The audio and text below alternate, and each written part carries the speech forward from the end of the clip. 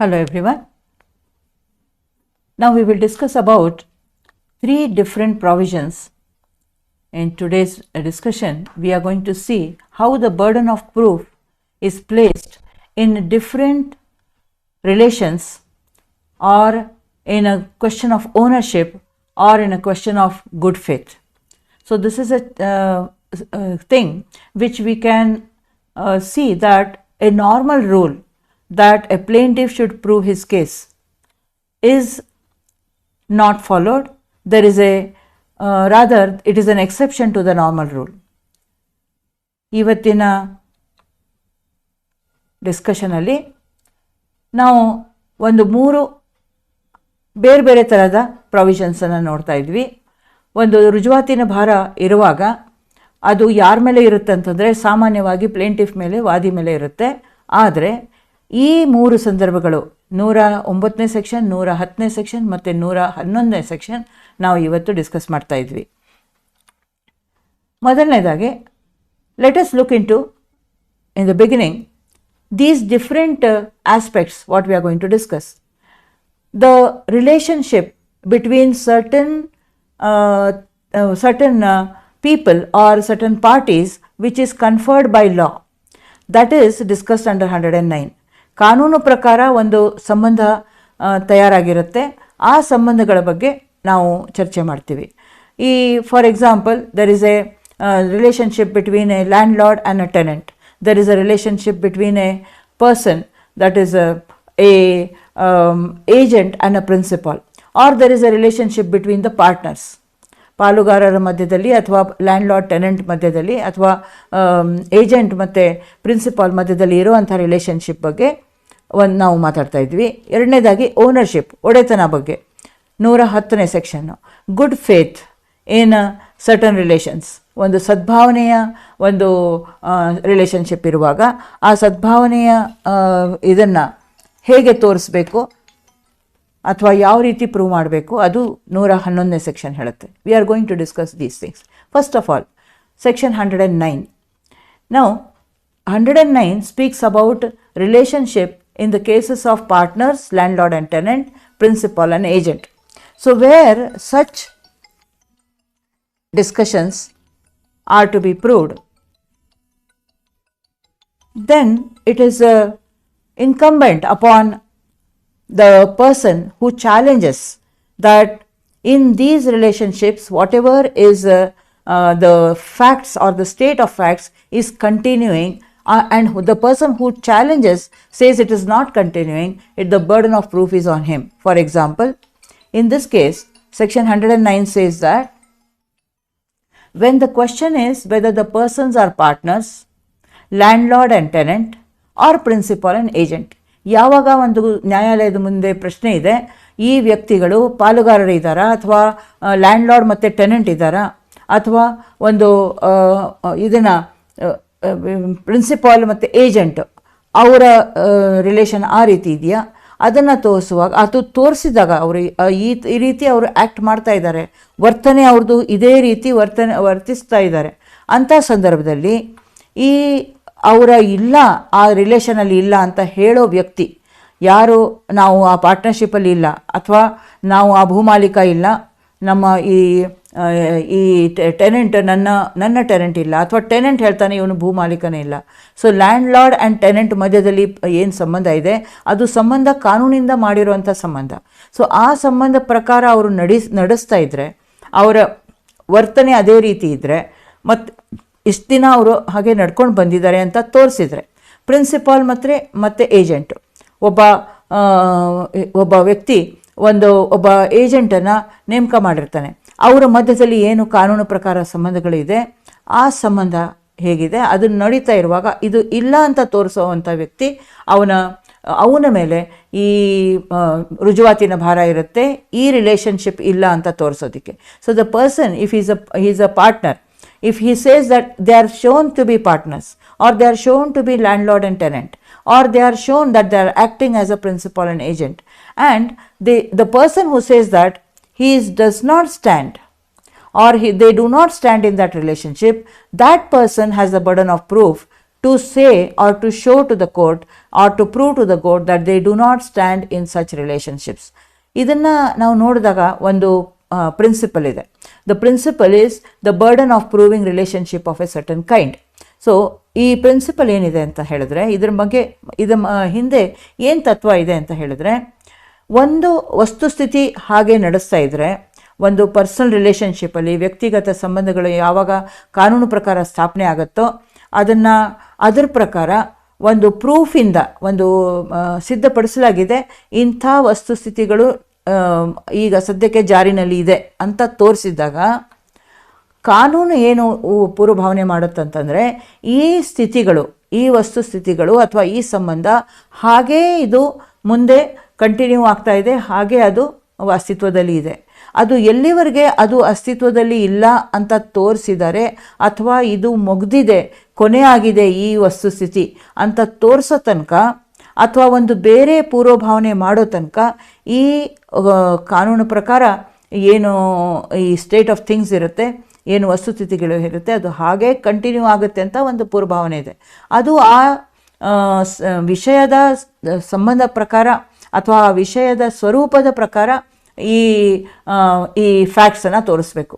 So wherever there is A existence of A personal relationship or a state of things is established by proof, there is a relationship of this kind between these people, and basically this relationship is not something different. It is a thing which is a legal relationship which is established by law.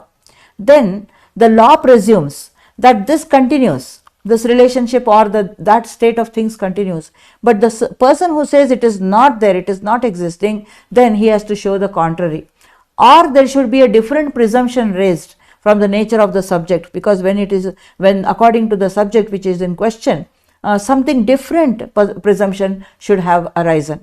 Then the partnership, tenancy or agency, it is presumed to continue until the contrary is proved. ಯಾವುದೇ ಒಂದು partnership ಅಥವಾ ಒಂದು tenancy ಅಥವಾ ಒಂದು agency, ಇದು ಹಾಗೆ ಅದಕ್ಕೆ ವಿರುದ್ಧವಾಗಿ ಯಾವಾಗ ತನಕ ಒಂದು ಸಿದ್ಧಪಡಿಸೋದಿಲ್ಲ, ಅದನ್ನು ರುಜುವಾತು ಮಾಡಲ್ಲ, ಅಲ್ಲಿವರೆಗೆ ಅದು ಹಾಗೆ ಕಂಟಿನ್ಯೂ ಆಗ್ತಾ ಇದೆ ಅಂತ ಒಂದು ಪೂರ್ವಭಾವನೆ ಅಥವಾ ಒಂದು ಊಹೆ ಇದೆ. ಈ presumption that things continue, that was discussed in Harishchandra versus Ghosharam. In this case, the Supreme Court said that when certain persons have been shown to be related to each other as partners, principal and agent, or landlord and tenant, ಈ supreme court ಏನು ಹೇಳಿದೆ, ಯಾವಾಗ ಕೆಲವು ವ್ಯಕ್ತಿಗಳು partners ಆಗಿ ಅಥವಾ ಒಬ್ಬ ಕಾರ್ಯಭಾರಿ ಮತ್ತು ಪ್ರಿನ್ಸಿಪಾಲ್ ಅಂತ ಹೇಳಿ ಅವರ ಮಧ್ಯದಲ್ಲಿ ರಿಲೇಷನ್ ಇದೆ ಅಂತ ತೋರಿಸಲಾಗಿದೆ, ಅಥವಾ ಅವರ ಒಬ್ಬ ಭೂಮಾಲೀಕ ಇದ್ದಾನೆ, ಅವನ ಟೆನೆಂಟ್ ಇದ್ದಾನೆ ಅಂತ ಹೇಳಿ, ಅವನ ಬಾಡಿಗೆದಾರ ಇದ್ದಾನೆ ಅಥವಾ ಅವನ ಭೋಗ್ಯದಾರ ಇದ್ದಾನೆ ಅಂತ ಆ ಇಬ್ಬರ ಮಧ್ಯದಲ್ಲಿ ಅದು ರಿಲೇಷನ್ಶಿಪ್ ಇದೆ, ಸಂಬಂಧ ಇದೆ ಅಂತ ತೋರಿಸಲಾಗಿದ್ದಾಗ there is a presumption of fact that they continue to be so related.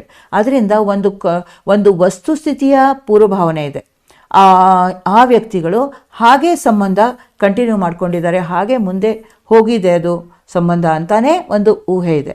So the partnership once shown to exist if it presumed to continue until the contrary is proved. ಈ ಲೀಲಾಧರ್ ಕೇಸಲ್ಲಿ ಏನು ಹೇಳ್ತಾರೆ, ಒಂದು partnership ಇದೆ, ಅದಕ್ಕೆ ವಿರುದ್ಧವಾಗಿ ಈಗ partner ಇಲ್ಲ ನಾನು ಅಂತ ಹೇಳಿದರೆ, ಅಕಸ್ಮಾತ್ ಇವರು ಪಾರ್ಟ್ನರ್ಸ್ ಇಲ್ಲ ಅಂತ ಒಬ್ಬ ಹೇಳಿದರೆ, ಅದನ್ನು ಆ ವಿರುದ್ಧವಾಗಿ ಯಾರು ಹೇಳ್ತಾರೆ ಅವನ ಮೇಲೆ ರುಜುವಾತಿನ ಭಾರ ಇರುತ್ತೆ, ಪಾರ್ಟ್ನರ್ಶಿಪ್ ಇಲ್ಲ ಅಂತ ಹೇಳಿ. ಇಲ್ಲ, ಅದು ಪ್ರಿಸ್ಯೂಮ್, ಅದು ಹಾಗೆ ಎಲ್ಲಿವರೆಗೆ ನಡೀತಾ ಇದೆ ಅಲ್ಲಿವರೆಗೆ ಅದು ನಡೀತಾನೇ ಇದೆ ಅಂತ ಒಂದು ಪೂರ್ವಭಾವನೆ ಇದೆ.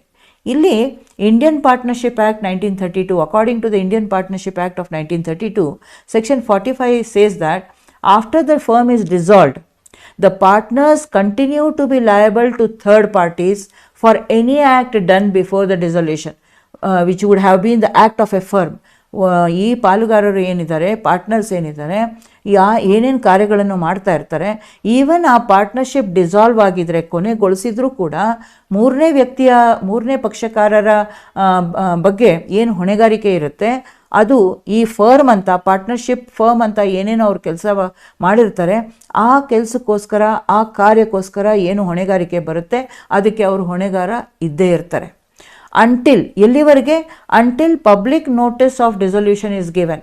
So that liability to the third parties in partnership continues till they give a public notice to the people. People should know that the partnership firm has been dissolved. ಒಂದು ಪಬ್ಲಿಕ್ ನೋಟಿಸ್ ಕೊಡಬೇಕು, ಇದು partnership ಕೊನೆಗೊಳಿಸಿದೆ ಅಂತ. ಅಲ್ಲಿವರೆಗೆ ಅವರ ಸಂಬಂಧ ಹಾಗೆ ಇರುತ್ತೆ. ಬೇರೆಯವರು ಅವ್ರನ್ನ ದಾವೆ ಹೂಡಬಹುದು. ಏನಾದರೂ ಹೊಣೆಗಾರಿಕೆ ಇದ್ದರೆ ಅವರು ಲಯಬಲ್ ಆಗ್ತಾರೆ, ಅವರು ಹೊಣೆಗಾರ ಆಗ್ತಾರೆ ಅಂತ ಈ ಪಾರ್ಟ್ನರ್ಶಿಪ್ ಆ್ಯಕ್ಟ್ ಹೇಳುತ್ತೆ. ಸೊ ಇದನ್ನು ಈ ಲೀಲಾಧರ್ ರತನ್ಲಾಲ್ ವರ್ಸಸ್ ಹೋಳ್ಕರ್ ಮಲ್ ಕೇಸಲ್ಲಿ ಹೇಳಿದ್ದಾರೆ. ಈಗ ಲ್ಯಾಂಡ್ಲಾರ್ಡ್ ಆ್ಯಂಡ್ ಟೆನೆಂಟ್, ಒಬ್ಬ ಭೂಮಾಲೀಕ ಮತ್ತು ಅವನ ಟೆನೆಂಟ್ ಬಗ್ಗೆ ಏನು ಸಂಬಂಧ ಇದೆ. ಇಫ್ ಇಟ್ ಈಸ್ ಅಡ್ಮಿಟೆಡ್, ಅದನ್ನು ಒಪ್ಪಿಗೆ ಮಾಡಿದ್ದಾರೆ, ಹೌದು ನಾವು ಲ್ಯಾಂಡ್ಲಾರ್ಡ್ ಆ್ಯಂಡ್ ಟೆನೆಂಟ್ ಅಂತ, ಅದು ಅಥವಾ ಅದು ಕೋರ್ಟ್ ಮುಂದೆ ಪ್ರೂವ್ ಮಾಡಿದೆ, ಸಿದ್ಧಪಡಿಸಿದ್ದಾರೆ, ಇವರು ಭೂಮಾಲೀಕ ಮತ್ತು ಟೆನೆಂಟ್ ಅಂತ ಅವರ ಮಧ್ಯದಲ್ಲಿ ಇರುವಂಥ ಸಂಬಂಧ ಇದೆ ಅಂತ ಹೇಳಿದಾಗ ಆಗ ಹಾಗೇ ಕಂಟಿನ್ಯೂ ಆಗ್ತಾ ಇದೆ ಅಂತ ಪೂರ್ವಭಾವನೆ. Once it is shown that he is a landlord and he is a tenant, it is presumed to continue until it is shown by affirmative proof. The person should show that this condition or this relationship has ceased to exist. That means the person has dissolved that particular agreement, or it has ended, or he has given a notice wherein the relationship between landlord and tenant is closed, or it is not there now, it ceases to exist. that if it is shown by affirmative proof, ಅದಕ್ಕೆ ಒಂದು ರುಜುವಾತ ಹೇಗೆ ತೋರಿಸ್ಬೇಕಂದ್ರೆ ಅದರಿಂದ ಅವರು ಇಲ್ಲ, ಈ ಸಂಬಂಧ ಇತ್ತು ಇವಾಗಿಲ್ಲ ಅಂತ ಪ್ರೂವ್ ಮಾಡೋ ಹಾಗೆ, ಸಿದ್ಧಪಡಿಸೋ ಹಾಗೆ ಒಂದು ಸಾಕ್ಷಿ ಕೊಟ್ಟಾಗ, ಒಂದು ರುಜುವಾತು ಮಾಡಿದಾಗ ಆವಾಗ ತನಕ ಇವರ ಸಂಬಂಧ ಇದೆ ಅಂತಾನೆ ಪೂರ್ವಭಾವನೆ ಇದೆ. Just because a person does not pay a rent, mere non payment of rent, ಈ ಕೇಸಲ್ಲಿ ರೆಂಟ್ ಪೇ ಮಾಡಿರಲಿಲ್ಲ, ಅದಕ್ಕೆ ಸಂಬಂಧ ಸೀಸ್ ಆಗಿದೆ ಅಂತ ಹೇಳ್ತಾರೆ. ಸೊ ಜಸ್ಟ್ ಬಿಕಾಸ್ ಅವನು ರೆಂಟ್ ಕೊಟ್ಟಿಲ್ಲ ಅನ್ನೋದಕ್ಕೆ, ಸುಮಾರು ವರ್ಷ ಅವನು ರೆಂಟ್ ಕೊಟ್ಟಿಲ್ಲ, ಬಾಡಿಗೆ ಕೊಟ್ಟಿಲ್ಲ ಅಂತ ಕಾರಣಕ್ಕೆ ಅವರ ಮಧ್ಯದಲ್ಲಿ ಇರುವಂಥ ಸಂಬಂಧ ಸ್ಟಾಪ್ ಆಗಿದೆ ಅಥವಾ ಕ್ಲೋಸ್ ಆಗಿದೆ ಅಂತ ಹೇಳೋಕ್ಕಾಗಲ್ಲ. As long as that agreement is there, or as long as it has not shown to be seized or stopped or which has been revoked, ಅದನ್ನು ರಿವೋಕ್ ಮಾಡೋ ತನಕ ಇವರ ಸಂಬಂಧ ಇದೆ ಅಂತ ಹರಿಶ್ಚಂದ್ರ ವರ್ಸಸ್ ಗಿಸಾರಾಮ್ ಕೇಸಲ್ಲಿ ಹೇಳ್ತಾರೆ. So for example, one person he claims possession of property saying that the tenant has orally surrendered it. ಅವನೊಬ್ಬ ವ್ಯಕ್ತಿ ಪೊಸಿಷನ್ ತಗೋತಾನೆ, ಸ್ವಾಧೀನತೆ ತಗೋತಾನೆ, ಅವನು ಹೇಳ್ತಾನೆ ಮೌಖಿಕವಾಗಿ ನನ್ನ ಬಾಡಿಗೆದಾರ ಅದನ್ನು ಸರೆಂಡರ್ ಮಾಡಿಬಿಟ್ಟಿದ್ದಾನೆ ಅಂತ. ಈಗ ಅವನು ಸರೆಂಡರ್ ಮಾಡಿದ್ದಾನೆ ಮೌಖಿಕವಾಗಿ ಅಂತ ಹೇಳಿದಾಗ ಅವನ ಮೇಲೆ ರುಜುವಾತಿನ ಭಾರ ಇದೆ. ಈ ಸರೆಂಡರ್ ಕಾನೂನು ಪ್ರಕಾರ ಆಗಿದೆ, ಅದು ಅವನು ಏನು ಕ್ಲೇಮ್ ಮಾಡ್ತಾ ಇದ್ದಾನೆ ಅದ್ರ ಪ್ರಕಾರ it is for the landlord to prove that surrender was done actually in fact. So just because ಅವನೇನು ಮಾಡ್ತಾನೆ, ಕೋರ್ಟ್ಗೆ ಒಂದು ಟೆನೆನ್ಸಿ ರೈಟ್ ರಿಜಿಸ್ಟರಲ್ಲಿ ಇರುವಂಥ ಎಂಟ್ರಿ ತೋರಿಸ್ತಾನೆ. ಈಗ ನಾವು ಏನು ಮಾಡ್ತೀವಿ, ಬಾಡಿಗೆದಾರ ಇಟ್ಟಿದ್ದಾಗ ಅವರ ರೈಟ್ಸ್ ಬಗ್ಗೆ ನಾವು ರೆಕಾರ್ಡ್ ಆಫ್ ರೈಟ್ಸಲ್ಲಿ ನಾವು ಮೆನ್ಷನ್ ಮಾಡಿರ್ತೀವಿ. ರೆಕಾರ್ಡ್ಸ್ ಆಫ್ ರೈಟ್ಸ್ ರಿಜಿಸ್ಟರಲ್ಲಿ ಎಂಟ್ರಿ ಇದ್ದರೆ ಅದರಿಂದ ಮಾತ್ರ ಒಬ್ಬ ವ್ಯಕ್ತಿ ಕಲ್ಟಿವೇಟಿಂಗ್ ಏಜೆಂಟ್ ಅಂತ, ಅಲ್ಲಿ ವರ್ಕ್ ಮಾಡ್ತಾ ಇರೋವಂಥ ಬೇಸಾಯದಲ್ಲಿ ಅವನ ಏಜೆಂಟ್, ಅವನ ವರ್ಕ್ ಮಾಡ್ತಾ ಇದ್ದಾನೆ ಅಂಥ ವ್ಯಕ್ತಿ ಅಂತ ತೋರ್ಸೋಕ್ಕೆ, ಅವನು ಟೆನೆನ್ಸಿನಲ್ಲಿ ತಗೊಂಡಿದ್ದಾನೆ, ಆ ಜಾಗ ಅವನು ಈ ಕಂದಾಯ ಕಟ್ತಾ ಇದ್ದಾನೆ, ಹೌದು, ಆದರೂ ಕಂದಾಯ ಕಟ್ಟಿದ್ದಕ್ಕೆ ಅವನು ಓನರ್ ಆಗಲ್ಲ. ಆದರೆ ಅವನ ಮತ್ತು ಏಜೆಂಟ್ ಮುಖಾಂತರ ಅಥವಾ ಅವನು ಮತ್ತು ಆ ವ್ಯಕ್ತಿ ಇರೋ ಟೆನೆಂಟ್ ಯಾರು ಅದಕ್ಕೆ ಬಾಡಿಗೆಗೆ ತಗೊಂಡಿದ್ದಾನೆ ಅಂಥ ವ್ಯಕ್ತಿಯ ಇವನ ಮಧ್ಯದಲ್ಲಿ ಇರೋವಂಥ ಸಂಬಂಧ ಮುಗ್ದು ಹೋಗಲ್ಲ. ಒಂದು ರಿಜಿಸ್ಟರಲ್ಲಿ ಎಂಟ್ರಿ ತೋರಿಸಿ ಈಗ ಅವರ ಎಂಟ್ರಿ ಇಲ್ಲ, ಅದಕ್ಕೆ ಅವನು ನನ್ನ ಟೆನೆಂಟ್ ಇಲ್ಲ ಅಂತ ಹೇಳೋಕ್ಕಾಗಲ್ಲ. So in this case, J.M. Jayachandran Samuel versus G.S.S. Masilamani. In this case, the Madras High Court has said that if you have to show that a person is not a cultivating agent of that person, it has to be shown by evidence, and that proof should be full proof based on facts. So this is a question relating to landlord and tenant. The third relationship, that is principal and agent. ಒಬ್ಬ ಕಾರ್ಯಭಾರಿ ಒಬ್ಬರಿಗೋಸ್ಕರ ಕೆಲಸ ಮಾಡ್ತಾ ಇದ್ದಾನೆ, ಅವನು ಇದಕ್ಕೆ ಮಾಲೀಕ ಇದ್ದಾನೆ.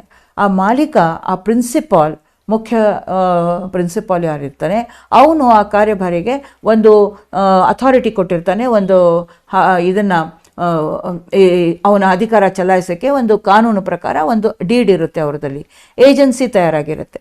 ಆ agency ಪ್ರಕಾರ ಅದನ್ನು ಕೊಟ್ಟಿದ್ರೆ, once the authority to do an act is shown to exist, it is presume to continue until the contrary is proved.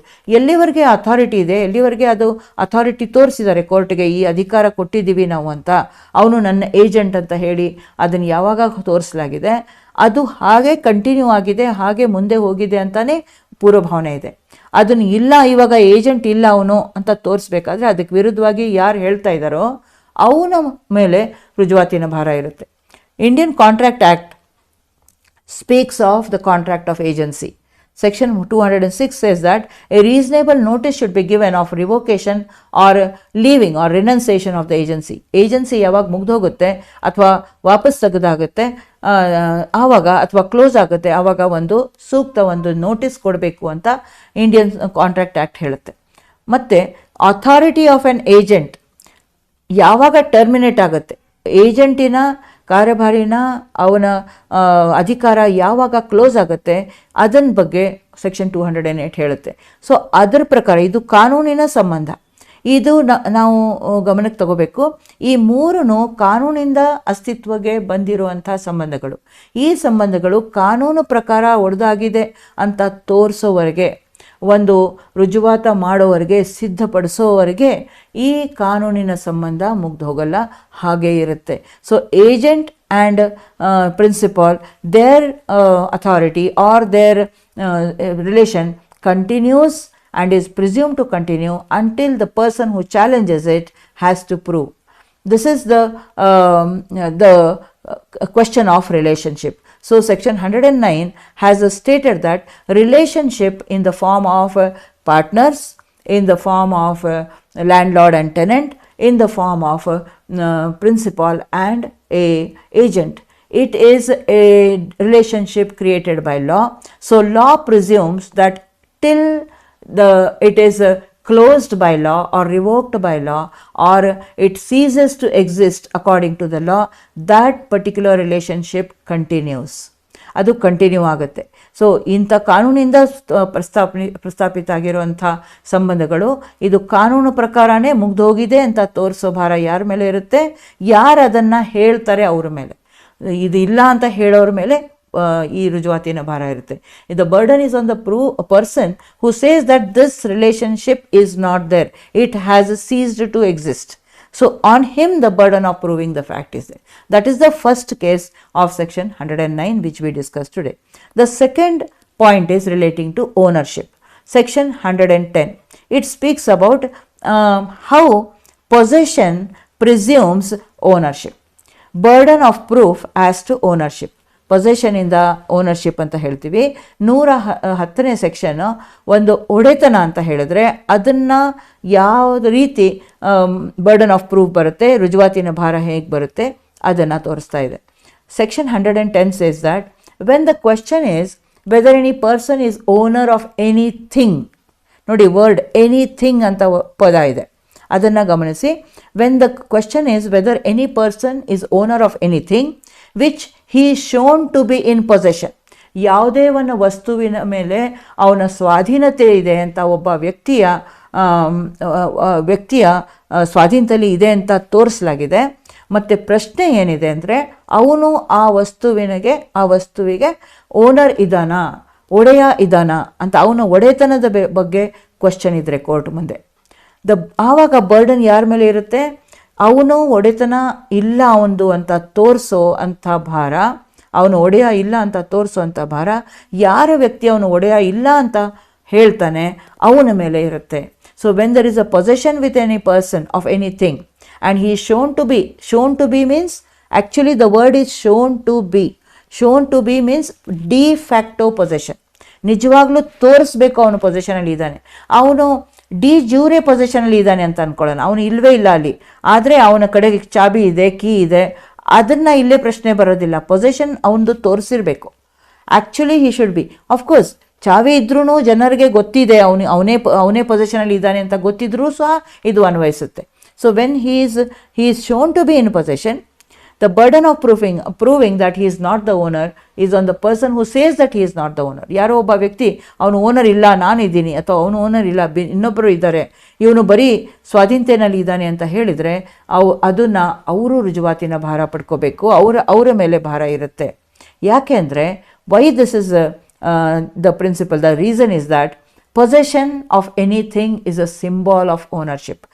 ಒಡೆತನದ ಒಂದು ಸಿಂಬಾಲ್, ಒಂದು ತೋರಿಸುವಿಕೆ ಅಂದರೆ ಇದನ್ನು ಸ್ವಾಧೀನತೆಯಿಂದ ಒಡೆತನ ಗೊತ್ತಾಗುತ್ತೆ. ಯಾರಿಗೆ ಅದರ ಮೇಲೆ ಒಡೆತನ ಇದೆಯೋ ಅವನಿಗೆ ಅದು ಪೊಸೆಸ್ ಮಾಡೋಕ್ಕೆ, ಸ್ವಾಧೀನ ಪಡ್ಕೊಳ್ಳೋಕ್ಕೆ ಪೂರ್ಣ ಕಾನೂನಿನ ಪ್ರಕಾರ ಹಕ್ಕಿರುತ್ತೆ. It is a prima facie evidence of complete title. ಅವನಿಗೆ ಪೂರ್ಣ ಟೈಟಲ್ ಇದೆ ಅದರ ಮೇಲೆ ಅಂತ ತೋರಿಸೋಕ್ಕೆ ಒಂದು ಮೇಲ್ನೋಟಕ್ಕೆ ಇದು ಒಂದು ಸಾಕ್ಷಿಯಾಗಿದೆ. So anybody who wants to oust the possessor, ಯಾರೋ ಒಬ್ಬ ವ್ಯಕ್ತಿ ಅಲ್ಲೇ ಇರುವಂಥ ಸ್ವಾಧೀನದಲ್ಲಿ ಇರುವಂಥ ವ್ಯಕ್ತಿಗೆ ಆಚೆ ಕಳಿಸ್ಬೇಕಾದ್ರೆ ಅವನು ಒಂದು ರೈಟ್ ಇದೆ ಅಂತ ತೋರಿಸ್ಬೇಕು, ಅವನಿಗೆ ಒಂದು ಹಕ್ಕಿರಬೇಕು ಅವನಿಗೆ ಅಲ್ಲಿಂದ ತಳ್ಳಕ್ಕೆ. ಸೊ ಅವನ ಆ ಹಕ್ಕನ್ನು ಪ್ರಸ್ತಾಪಿತ ಮಾಡಬೇಕು. Anybody who intends to oust the possessor must establish his right to do so. Nobody can just oust a person who is in possession. Possession is a very very important thing which shows that the person who is in possession is the owner. That is a presumption. In Churarmal versus CIT, this question came before the Supreme Court, and it was decided in this manner that the proof of ownership has to be if you say that he is in possession, there is no proof of his ownership. The proof has to be given by the person who says he is not the owner. For example, when a carrier of goods was sued for loss, ಒಬ್ಬ ವ್ಯಕ್ತಿ goods carrier ಇರ್ತಾನೆ, ಅವನು goods ಒಂದು ಕಡೆಯಿಂದ ಇನ್ನೊಂದು ಕಡೆ transport ಮಾಡೋಕ್ಕೆ ಅವ್ರಿಗೆ ನೇಮಕ ಮಾಡಿರ್ತಾರೆ. ಅದರಲ್ಲಿ ಲಾಸ್ ಆಗುತ್ತೆ, ಗುಡ್ಸ್ ಎಲ್ಲ ಅವನ ಕೈಯಿಂದ ನಾಶ ಆಗುತ್ತೆ ಅಥವಾ ನಷ್ಟ ಆಗುತ್ತೆ.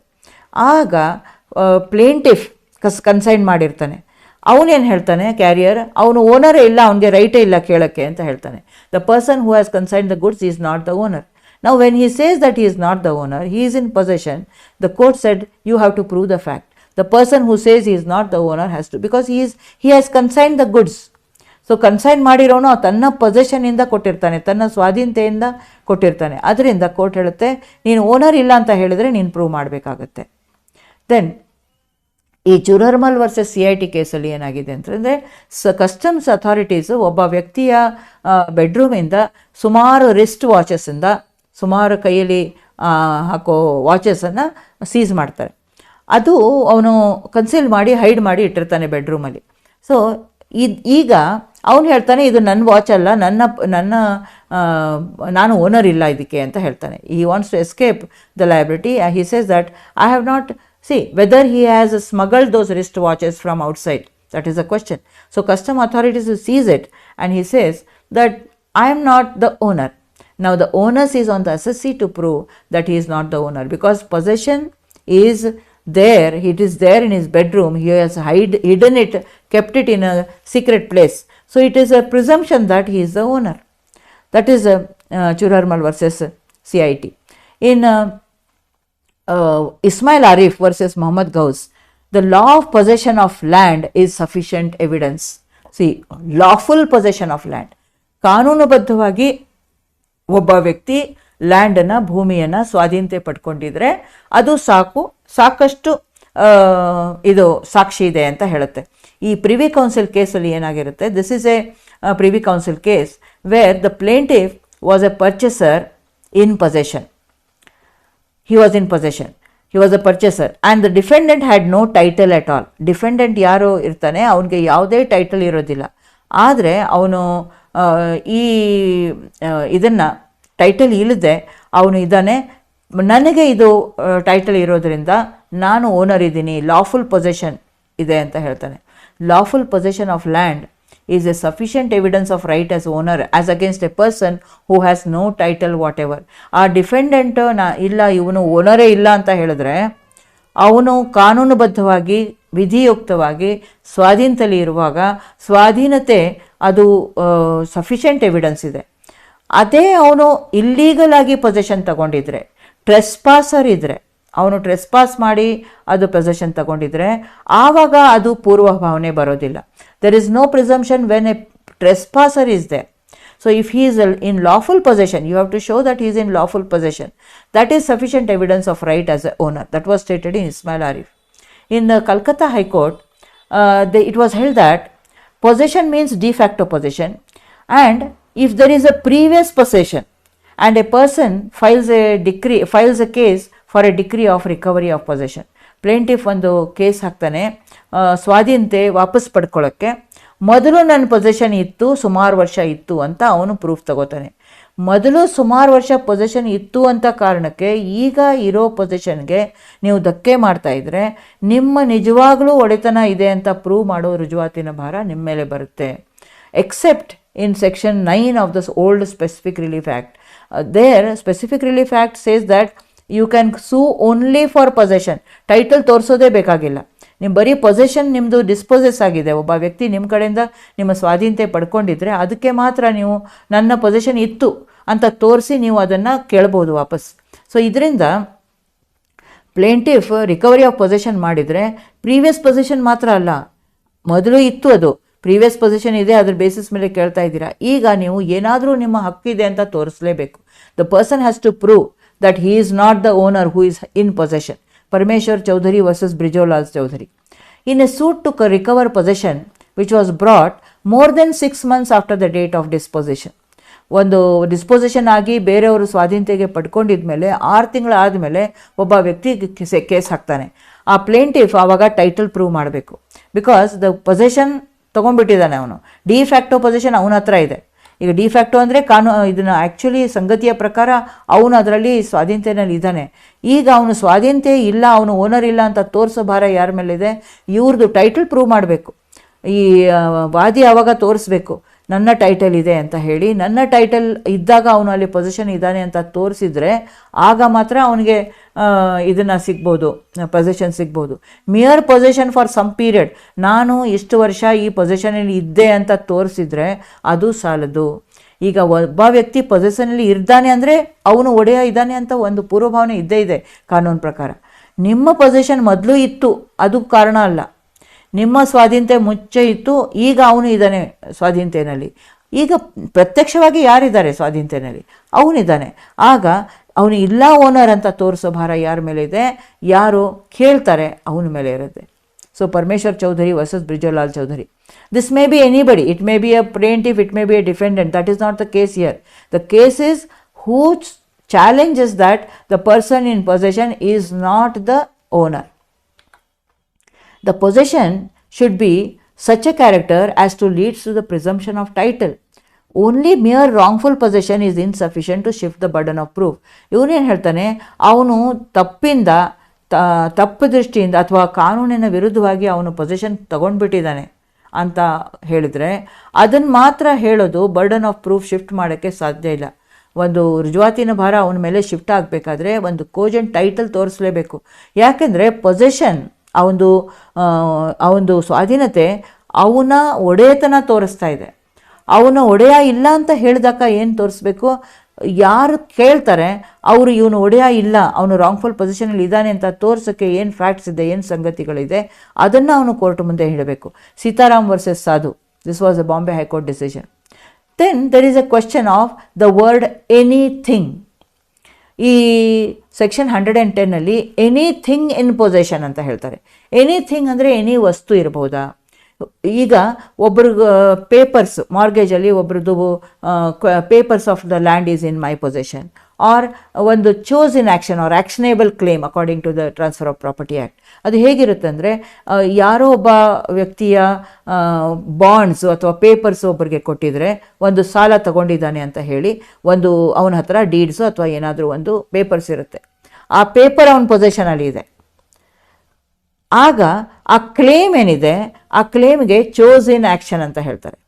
ಆ ಕ್ಲೇಮು ಒಂದು ಥಿಂಗ್ ಇದೆಯಾ, ಒಂದು ವಸ್ತು ಇದೆಯಾ? ಇದರ ಸೆಕ್ಷನ್ 110 ಪ್ರಕಾರ ಆ ಕ್ಲೇಮ್ಗೆ ಒಂದು ವಸ್ತು ನನ್ನ ಸ್ವಾಧೀನತೆಯಲ್ಲಿ ಇದೆ, ಅದಕ್ಕೆ ನಾನು ಆ ಕ್ಲೇಮ್ಗೆ ಒಡೆಯ ಇದ್ದೀನಿ ಅಂತ ಕ್ಲೇಮ್ ಹೇಳಬಹುದಾ? Section 110. The supreme court said that a chose in action or actionable claim is not a thing which is capable of being passed. ಈ ಆ್ಯಕ್ಷನೇಬಲ್ ಕ್ಲೇಮ್ ಒಬ್ಬರಿಂದ ಒಬ್ಬರಿಗೆ ಪಾಸ್ ಆಗಲ್ಲ, ಟ್ರಾನ್ಸ್ಫರ್ ಮಾಡೋಕ್ಕೆ ಆಗಲ್ಲ. It is not a thing which can be pass. It has to be with you. ನಿಮ್ಮ bonds papers ಏನು ತೋರಿಸ್ತಾ ಇದ್ದೀರಾ ಅದು ನಿಮ್ಮ ಹತ್ರ ಇರಬೇಕು. Standard chartered bank versus Andhra bank financial service ಲಿಮಿಟೆಡಲ್ಲಿ ಒಂದು ಬಾಂಡ್ ಸೈನ್ ಮಾಡಿರ್ತಾರೆ. ಆ ಬಾಂಡ್ ಪೇಪರ್ಸ್ ಅವನ ಹತ್ರ ಇರುತ್ತೆ. ನನ್ನ ಪೊಸೆಷನಲ್ಲಿ ಬಾಂಡ್ ಪೇಪರ್ಸ್ ಇದೆ, ಅದಕ್ಕೆ ನಾನು ಇದಕ್ಕೆ ಸ್ವಾಧೀನದಲ್ಲಿ ಇದ್ದೀನಿ, ನನಗೆ ಕೇಳೋಕ್ಕಾಗಲ್ಲ, ಇದು ನಾನು ಒಡೆತನ ಇಲ್ಲ ನಂದು ಅಂತ ಅವನು ಪ್ರೂವ್ ಮಾಡಬೇಕು, ನಾನು ಪ್ರೂವ್ ಮಾಡಬೇಕಾಗಿಲ್ಲ ಅಂತ ಅವನು ವಾದಿಸ್ತಾನೆ. So he says that it is the bond papers are in my hand or in my possession. So here the court says this section would not apply to anything to the person having the custody of papers or bonds, and he will have to prove his ownership when it comes into questions. ಈಗ paper ಅಥವಾ bond ನಿಮ್ಮ ಕಡೆ ಇದ್ದರೆ ನಿಮ್ಮ ಒಡೆತನ ನೀವು prove ಮಾಡಬೇಕು. Bond ಯಾವ ರೀತಿ ನಿಮ್ಮ ಕಡೆ ಬಂತು, ಪೇಪರ್ ಯಾವ ರೀತಿ ನಿಮ್ಮ ಕಡೆ ಬಂತು ಅಂತ ತೋರಿಸೋ ಭಾರ ಆ ವ್ಯಕ್ತಿಯ ಮೇಲೆ ಇರುತ್ತೆ. ಸ್ವಾಧೀನತೆ ಪ್ರಶ್ನೆ ಇಲ್ಲೇ ಬರಲ್ಲ. ಅದರಿಂದ ಎನಿಥಿಂಗ್ ಅಂದರೆ ಸ್ವಾಧೀನತೆ ಭೂಮಿ ಅಥವಾ ಬಿಲ್ಡಿಂಗ್ ಅಥವಾ ಸ್ವತ್ತು ಅಥವಾ ಪ್ರಾಪರ್ಟಿ ಅದರ ಪ್ರಕಾರ ಬರುತ್ತೆ. It is meaning is that it should be something capable of possession. The reversal of burden of proof does not apply to a case of chose in action.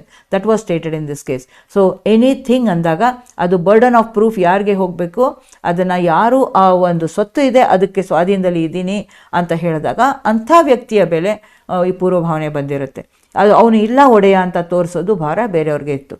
ಇದರಲ್ಲಿ ನಾವು ಹೇಗೆ ನೋಡ್ತೀವಿ ಅಂದರೆ burden of proving as to ownership, burden of proof as to ownership, section 110, it says, it clearly shows that anybody who is in possession of a thing, there is a presumption on him of law. There is a presumption of a fact also, that he is in fact owner of that person. The presumption of law is there that if he is in fact possession, he is the owner of that place or that thing, or that means the thing is the property. And the person who says that he is not a owner has to prove. He cannot just say that he has there is no entry or in that register, or he has not paid the rent, or he is not a lawful owner. If he says that, he has to prove it, and he should have a proper title to prove it. That is the meaning of section 110. Now coming to the third section, that is good faith, where there is a good faith transaction. For example, ಒಂದು ಸದ್ಭಾವನೆಯ ವ್ಯವಹಾರ ಆದಾಗ, ಒಂದು active confidence ಅಂದರೆ ಒಂದು ಸಕ್ರಿಯ ವಿಶ್ವಾಸದ ಪ್ರಶ್ನೆ ಇರುವಾಗ ಒಬ್ಬರ ಸಂಬಂಧದಲ್ಲಿ, ಆಗ ಒಂದು ಸದ್ಭಾವನೆಯ ವ್ಯವಹಾರ ಆಗಿದೆ ಅಂತ ತೋರಿಸುವಂಥ ರುಜುವಾತಿನ ಭಾರ.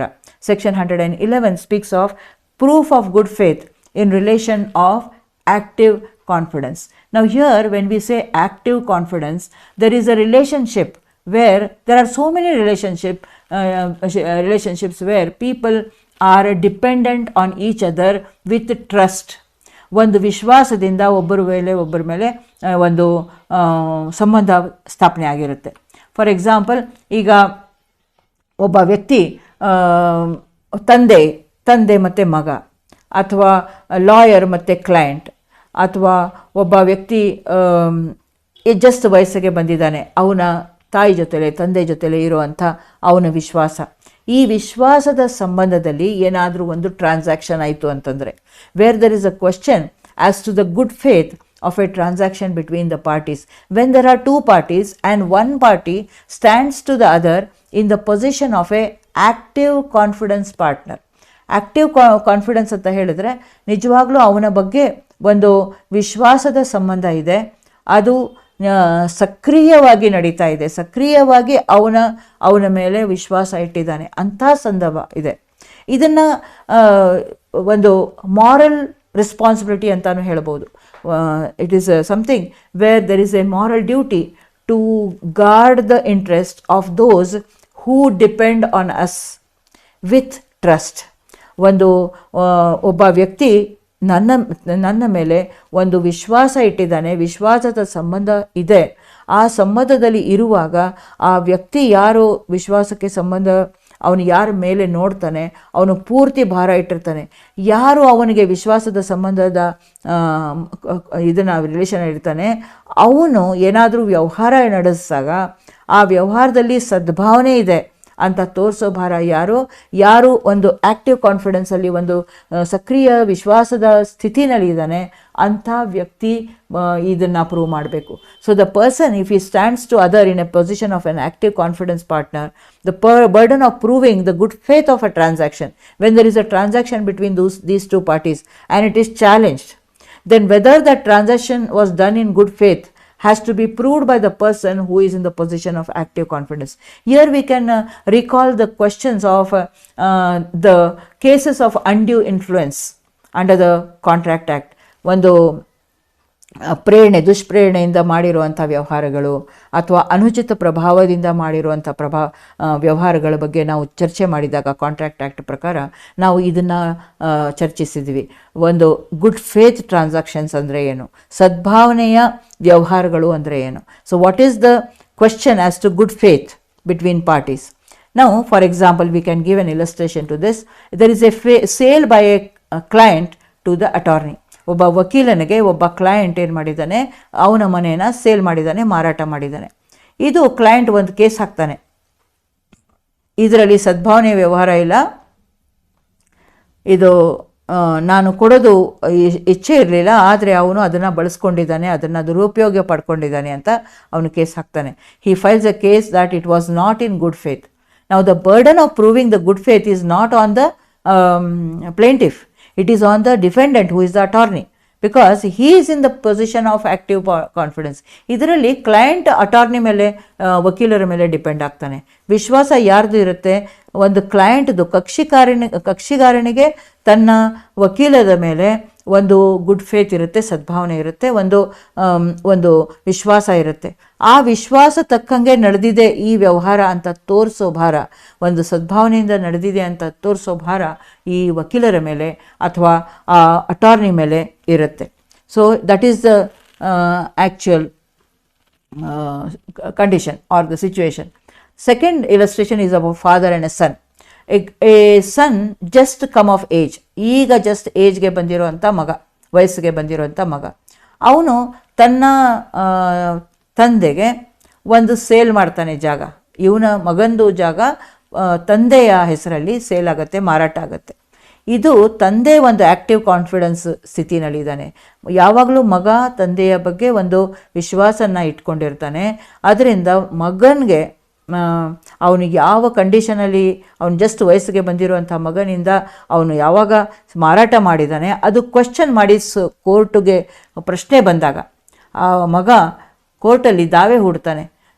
ಅದು ದಾವೆ ಹೂಡಿದಾಗ ಸಾಮಾನ್ಯವಾಗಿ ಏನಾಗುತ್ತೆ, ವಾದಿ ಅದನ್ನು ಸಿದ್ಧಪಡಿಸ್ಬೇಕು. ಬಟ್ ಇಂಥ ಕೇಸಸಲ್ಲಿ ಏನಾಗುತ್ತೆ, ಆ್ಯಕ್ಟಿವ್ ಕಾನ್ಫಿಡೆನ್ಸ್ ಇರುವಾಗ ಈ ತಂದೆ ಪ್ರೂವ್ ಮಾಡೋ ಭಾರ ಇದೆ ಇದರಲ್ಲಿ. ಯಾಕಂದರೆ ತಂದೆ ಒಂದು ಸಮರ್ಥ ಸ್ಥಾನದಲ್ಲಿ ಇದ್ದಾನೆ, ಅವನು ಸದ್ಭಾವನೆಯಿಂದ ಈ ಮಾರಾಟ ಆಗಿದೆ ಅಂತ ತೋರಿಸೋ ಭಾರ ಆ ಫಾದರ್ ಮೇಲೆ ಇದೆ, ತಂದೆ ಮೇಲೆ ಇದೆ. So this law reverses the usual rule of evidence and places the burden of proof upon the party who is in the position of active confidence. ಇದು ಸಾಮಾನ್ಯವಾಗಿ ಇರುವಂಥ ಸಾಕ್ಷಿ ನಿಯಮ ಏನಿದೆ, ಒಬ್ಬ ವ್ಯಕ್ತಿ ಕೇಸ್ ಹೂಡಿದ್ದಾಗ 101ನೇ ಸೆಕ್ಷನ್ ಏನು ಹೇಳುತ್ತೆ, ಯಾರು ಕೋರ್ಟ್ ಮುಂದೆ ಬರ್ತಾರೆ ಅವರಿಗೆ ಕೋರ್ಟಿಂದ ಒಂದು ತೀರ್ಮಾನ ಬೇಕು ಅವ್ರ ಪರವಾಗಿ, ಅವರ ಒಂದು ಕಾನೂನು ಹಕ್ಕು ಬಗ್ಗೆ ಹೇಳಿದಾಗ ಆ ಸಂಗತಿಯನ್ನು ಪ್ರೂವ್ ಮಾಡೋದು, ರುಜುವಾತ ಪಡ್ಕೊಳ್ಳೋ ಭಾರ ಅವ್ರ ಮೇಲೆ ಇರುತ್ತೆ ಅಂತ ಹೇಳಿದ್ವಿ. ಅದರಿಂದ ಈ ಕೇಸಲ್ಲಿ ಒಂದು ಸಾಮಾನ್ಯವಾಗಿ ಒಬ್ಬ ದಾವೆ ಹೂಡಿದರೆ ಅವನ ಮೇಲೆ ರುಜುವಾತಿನ ಭಾರ ಇರುತ್ತೆ. ಆದರೆ ಇಂಥ ಸ್ಥಿತಿನಲ್ಲಿ ಯಾವಾಗ ಒಂದು ವಿಶ್ವಾಸದ ಸಂಬಂಧ ಇದೆ ಆ ಇಬ್ಬರು ಕಕ್ಷಿಗಾರರ ಮಧ್ಯೆ, ಒಬ್ಬ ಕಕ್ಷಿಗಾರ ಈಗ ಕೇಸ್ ಹಾಕ್ತಾನೆ, ಈ ನಮ್ಮ ವ್ಯವಹಾರ ಆಗಿರೋದು ಸದ್ಭಾವನೆಯೇ ಇಲ್ಲ ಅಂತ ಹೇಳಿದಾಗ ಆ ಬರ್ಡನ್ ಆಫ್ ಪ್ರೂಫ್ ರಿವರ್ಸ್ ಮಾಡುತ್ತೆ ಕಾನೂನು. ಸಾಮಾನ್ಯ ನಿಯಮ ಏನಿದೆ ಅದು ಈ ನಿಯಮದಿಂದ 111ನೇ ಸೆಕ್ಷನಿಂದ ಇದು ರಿವರ್ಸ್ ಆಗಿದೆ. ಇದು ಅಪೋಸಿಟ್ ಪಾರ್ಟಿ ಮೇಲೆ ಬಿದ್ದಿದೆ. This is in a position of who is in a position of active confidence. Now, active confidence ಅಂದರೆ ಏನು? What is the meaning of active confidence? This word indicates that the relationship between these two parties should be such that one is bound to protect the interest of the other. ಸಕ್ರಿಯ ವಿಶ್ವಾಸದ ಸಂಬಂಧ ಅಂತ ಹೇಳೋ ಪದಗಳದ ಅರ್ಥ ಏನು ಅಂತಂದರೆ, ಇವು ಇಬ್ಬರು ಕಕ್ಷಿಗಾರದ ಮಧ್ಯದಲ್ಲಿ ಇರುವಂಥ ಸಂಬಂಧ ಹೇಗಿರಬೇಕು ಅಂದರೆ, ಒಬ್ಬ ವ್ಯಕ್ತಿ ಇನ್ನೊಬ್ಬರ ಹಿತಾಸಕ್ತಿಯನ್ನು ರಕ್ಷಣೆ ಮಾಡೋಕ್ಕೆ ಬದ್ಧನಾಗಿರಬೇಕು. ಅವನ ಹಿತಾಸಕ್ತಿ ರಕ್ಷಣೆ ಮಾಡುವಂಥ ಒಂದು ಬಂಧನ ಯಾರ ಮೇಲೆ ಇರುತ್ತೆ, ಯಾರು ತಂದೆ ಇದ್ದಾನೆ ಅವನಿಗೆ ಮಗನ ಹಿತಾಸಕ್ತಿ ಕಾಪಾಡ್ಕೊಳ್ಳೋಕ್ಕೆ ಒಂದು ಬಂಧನ ಇದೆ.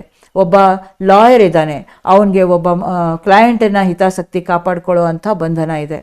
ಈ ರೀತಿ ಅಂಥ ರಿಲೇಷನ್ಶಿಪ್ಪಲ್ಲಿ ಇರೋವಂಥ ವ್ಯಕ್ತಿ ಆಕ್ಟಿವ್ ಕಾನ್ಫಿಡೆನ್ಸಲ್ಲಿ ಇರುವಂಥ ವ್ಯಕ್ತಿ ಅಂತ ಹೇಳ್ತೀವಿ. ಅಂದರೆ ಒಬ್ಬ ಸಕ್ರಿಯ ವಿಶ್ವಾಸದ ಸಂಬಂಧದಲ್ಲಿ ಇರುವಂಥ ವ್ಯಕ್ತಿ ಅಂತ ಹೇಳ್ತೀವಿ. ಸೊ ಇದು ಯಾರ್ಯಾರಿಗೆ ಅಪ್ಲೈ ಆಗುತ್ತೆ? To whom this applies? It may apply to a trustee because a property is given to him in trust. ವಿಶ್ವಾಸದಲ್ಲಿ ಕೊಟ್ಟಿರುವಂಥ ಒಂದು ನ್ಯಾಸದಾರ ನ್ಯಾಸಕ್ಕೆ ಕೊಟ್ಟಿರುವಂಥ ವಿಶ್ವಾಸದ ಸಂಬಂಧ ಇದೆ, ಅವನು ವಿಶ್ವಾಸದಲ್ಲಿ ಇದ್ದಾನೆ ಅಂತ ಒಂದು ಇದು ಕಾನೂನದ ಸಂಬಂಧ. ಆ್ಯಂಡ್ ಎಕ್ಸಿಕ್ಯೂಟರ್, ಒಬ್ಬ ವ್ಯಕ್ತಿ ಒಂದು ವಿಲ್ಲನ್ನು ಎಕ್ಸಿಕ್ಯೂಟ್ ಮಾಡ್ತಾ ಇದ್ದಾನೆ, ಅದನ್ನು ವಿಶ್ವಾಸದಿಂದ ಅವನು ಎಕ್ಸಿಕ್ಯೂಟರ್ ಅಂತ ನೇಮಕ ಮಾಡಿರ್ತಾನೆ. ಅವನು ಅದೇ ಪ್ರಾಪರ್ಟಿ ತನ್ನ ಹೆಸರಲ್ಲಿ ಮಾಡ್ಕೊಂಡಿದ್ರೆ ಸದ್ಭಾವನೆ ಇದೆಯಾ ಅಂತ ಪ್ರಶ್ನೆ ಬರುತ್ತೆ. ಅಡ್ಮಿನಿಸ್ಟ್ರೇಟರು ಅಷ್ಟೇ, ಒಬ್ಬ ವ್ಯಕ್ತಿ ಅಡ್ಮಿನಿಸ್ಟ್ರೇಟರ್ ಇದ್ದಾನೆ, ಅವನು ಪೇಪರ್ಸ್ ತಗೊಂಡು ಅವನ ವಿಲ್ ಮಾಡಿಲ್ಲ, ಬಟ್ ಸಕ್ಸೆಷನ್ ಇದೆ. According to the succession law, the administrator gets the administration of the estate papers and he wants to administrate. He cannot just take the property into his name. If he does so on the basis of some facts, he has to prove the fact that it is in good faith. Guardian, a guardian of a child, ಒಬ್ಬ ವ್ಯಕ್ತಿಯ ಒಬ್ಬ ಮಗುವಿನ ಪಾಲಕ, ಅವನು ಏನಾದರೂ ಇಬ್ಬರ ಮಧ್ಯದಲ್ಲಿ ಏನೋ ವ್ಯವಹಾರ ಆಯಿತು ಅಂತಂದರೆ ಅವನು ತೋರಿಸ್ಬೇಕು, ಇದು ಒಳ್ಳೆಯ ಸದ್ಭಾವನೆಯಿಂದ ಇದು ನಾನು ಮಾಡಿದ್ದೀನಿ ಅಂತ ಗಾರ್ಡಿಯನ್ ತೋರಿಸ್ಬೇಕು. ಏಜೆಂಟ್, ಕಾರ್ಯಭಾರಿ, ಅವನು ಅದನ್ನು ಏಜೆಂಟ್ಗೆ ಮತ್ತು ಇವರಿಗೇನೂ ವಿಶ್ವಾಸದ ಸಂಬಂಧ ಇರುತ್ತೆ. ಯಾಕಂದರೆ ಇದನ್ನು ಒಂದು ಅಧಿಕಾರ ಕೊಟ್ಟ ಮೇಲೆ ಅಧಿಕಾರ ಸರಿಯಾಗಿ ಅವನು ಚಲಾಯಿಸಬೇಕು. So that is an agent and a principal. There also this active confidence comes in. And attorney and a client, ಒಬ್ಬ ವಕೀಲ ಮತ್ತು ಅವನ ಕ್ಲೈಂಟ್, ಅವರ ಮಧ್ಯದಲ್ಲಿ ಒಂದು ಆ್ಯಕ್ಟಿವ್ ಕಾನ್ಫಿಡೆನ್ಸ್ ಇರುತ್ತೆ, ಒಂದು ವಿಶ್ವಾಸ ಇರುತ್ತೆ. ಇದು ಬಿಟ್ಟು ಮತ್ತೆ ಕೆಲವು ವ್ಯಕ್ತಿಗಳು ಯಾರು ಒಂದು ವಿಶ್ವಾಸದ ಸಂಬಂಧವ ಇಟ್ಕೊಂಡಿರ್ತಾರೆ ಅಥವಾ quasi fiduciary. So all such persons who stand in a fiduciary or quasi fiduciary relationship with each other, all those persons are included in this particular section. It is not exhaustive.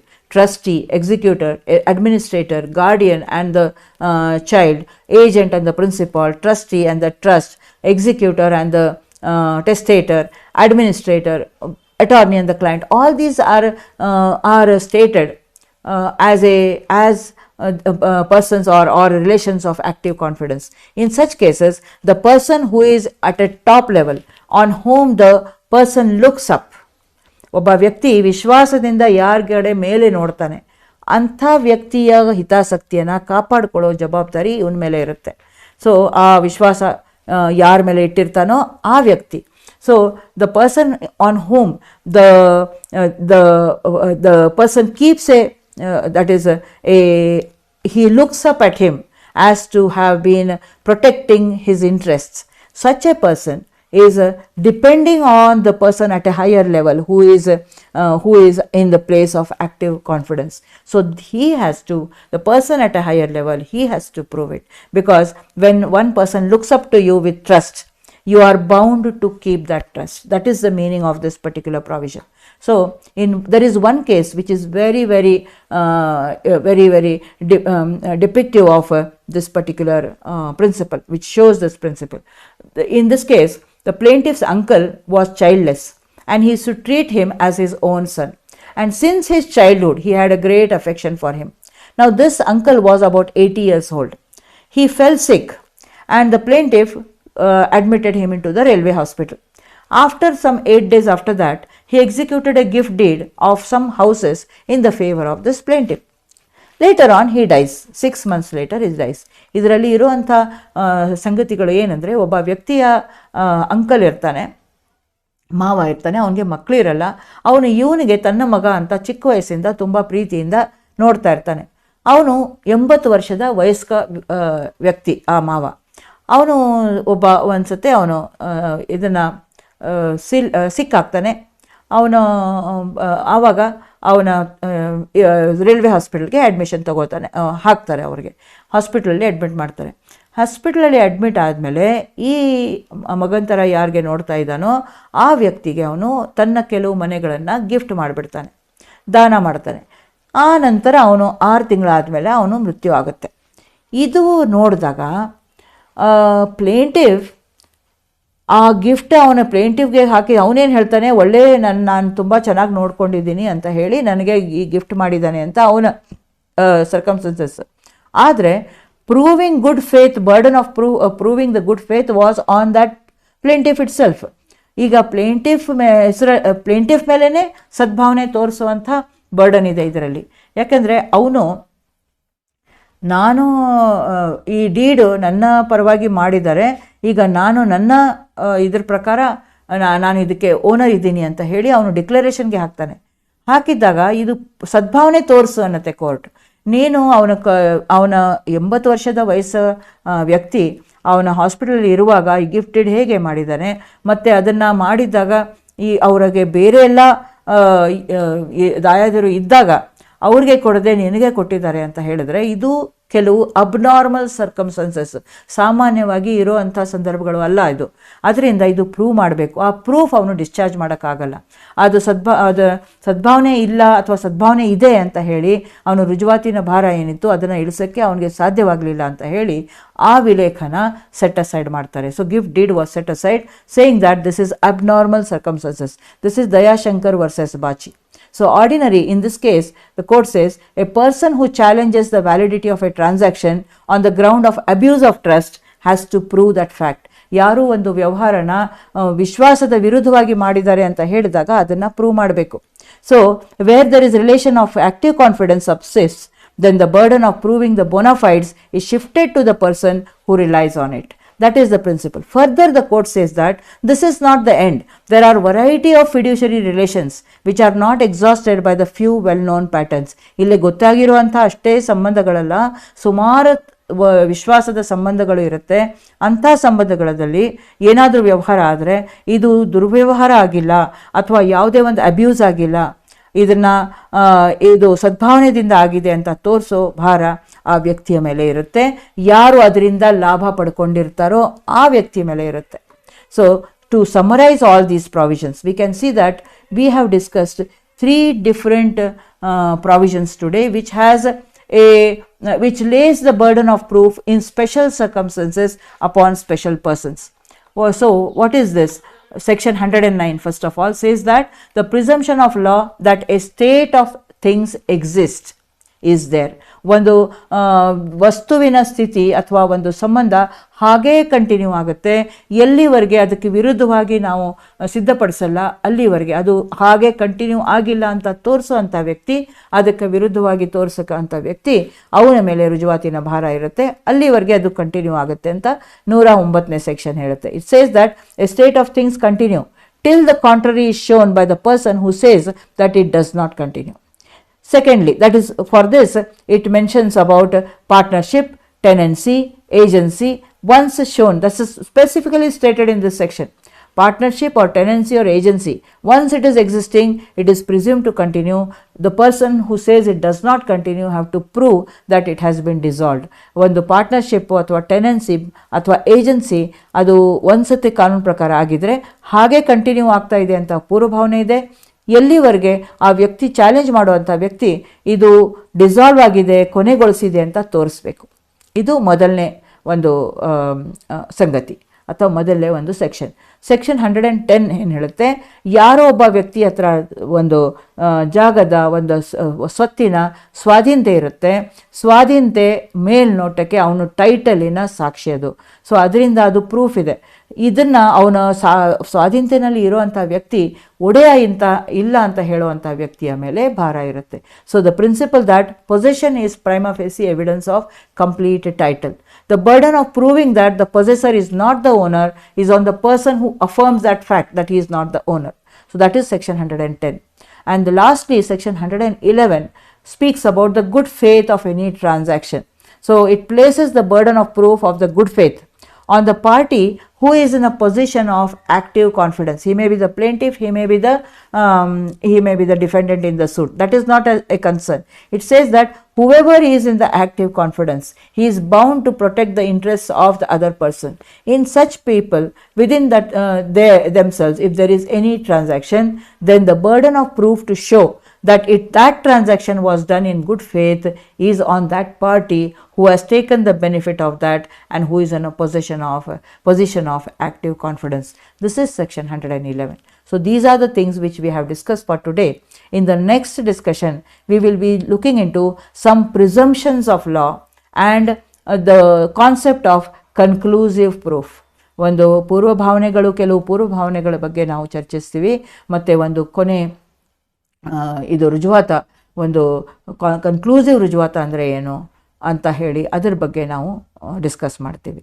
So if any question is there relating to these provisions, or any question is there, or any comment on these particular provisions, please feel free to post your comments, to post your questions so that they can be answered and you can clear the doubts.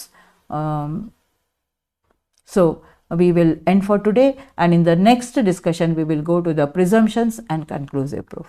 Thank you very much.